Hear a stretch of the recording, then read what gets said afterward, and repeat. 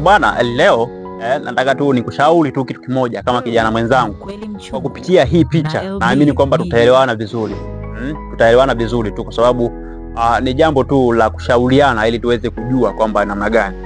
Neno msamaha ni neno ambalo sasa hivi sio sasa hivi tu, nitoka zamani watu wengi walikuwa wanalipenda sana kulitumia.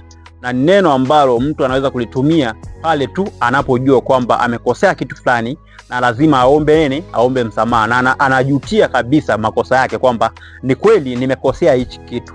Lakini sasa shida inakuja kwenye pale ambapo watu wanaamua kutumia neno msamaha kama mazoea na si vinginevyo.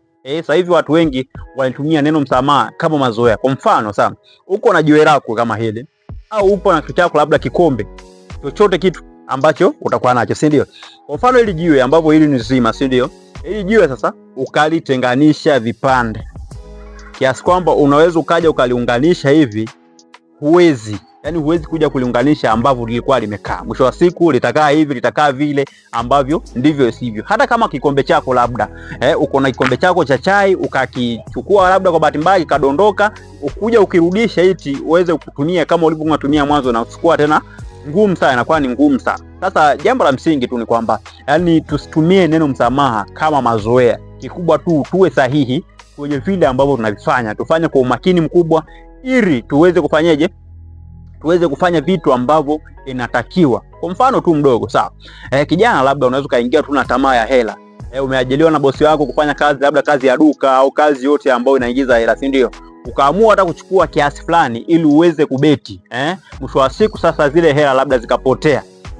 Ukabeti alafu hujapata bahati ya kula zile hela. Inakuaje? Mwisho wa siku sasa unaanza kuingia kwenye magomvi yasiyokuwa ya lazima na bosi wako, kwa sababu wewe jambo ambalo utalifanya ni kumuomba msamaha. Bosi, ni kweli nimejutia, nimekosa, lakini sasa hasara bado itabaki pale pale.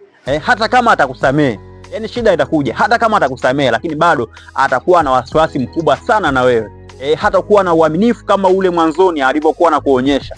Kama alikuwa anakuambia mambo mengi sana kuhusiana na hicho kitu ambacho unakifanya, mwisho wa siku atakuwa anakuficha kufuatana na kwamba umeonyesha kutokuwa mwaminifu.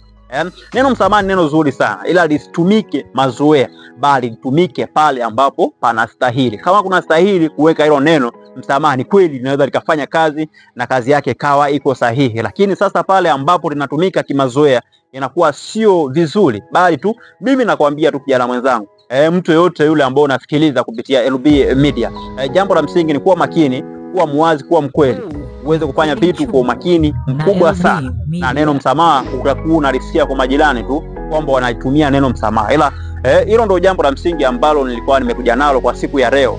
Ni kama ushauri tu kwa ndugu zangu, wakubwa zangu, wadogo zangu, hivyo tu. Sasa usisahau kusubscribe, kulike, kucomment kupitia LB Media. YouTube tunapatikana kwa jina la LB Media @lastborn9t. Ukienda pale TikTok pia unaweza kaandika LB Media @lastborn. Lakini pia Facebook unapatikana kwa jina la Patrick Mwazembe, tuko pale. Lakini pia ukienda Instagram unapatikana kama Mwazembe Kope. Kikubwa tu ushirikiano wako, uweze kusubscribe, kulike, comment ili uwe kwanza kupata madini kupitia LB Media. Bye bye mpaka wakati mwingine. Ulikuwa nami Mwazembe Kope.